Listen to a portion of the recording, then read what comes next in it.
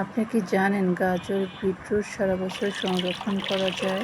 প্রথমত গাজর beetroot tap water দিয়ে ভালো করে ধুয়ে নিতে হবে যাতে কোনো মাইক্রো অর্গানিজম এবং জীবাণু না থাকে। এরপর গ্রেট করে নিতে হবে। গ্রেট করে নিলে খুব সহজে গাজর এবং বিটরুটগুলো রোদে শুকিয়ে যায়।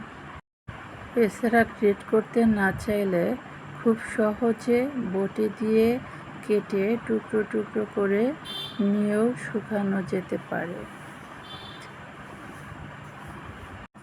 বটি দিয়ে কাটার সময় প্রথমে বিটরুটের মাথায় কালো কালো ছোকরাগুলো পরিষ্কার করে নিতে হবে।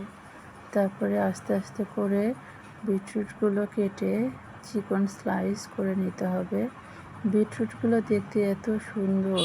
বিটরুটগুলো কাটা হয়ে গেলে একটা পরিষ্কার কাপড়ে ভালোভাবে পাতলা করে ছড়িয়ে দিতে হবে যাতে পর্যাপ্ত রোদ পায়। ট্রের উপরও ছড়িয়ে দেওয়া যেতে পারে, এতে করে খুব তাড়াতাড়ি শুকিয়ে যাবে। যখন সম্পূর্ণ শুকিয়ে যাবে তখন ব্লেন্ডারে দিয়ে গুঁড়ো করে নিন। এই পাউডার একটা শুকনো বোতলে রেখে দিলে সারা বছর সংরক্ষণ করা যাবে।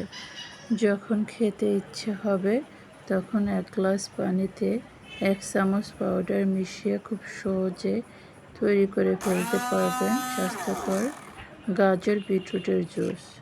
প্রাকৃতিক ভিটামিন, মিনারেলস ও অ্যান্টিঅক্সিডেন্টে ভরপুর এই জুস শরীরের জন্য খুবই উপকার। এরকম আরও ভিডিও পেতে সাবস্ক্রাইব করবেন।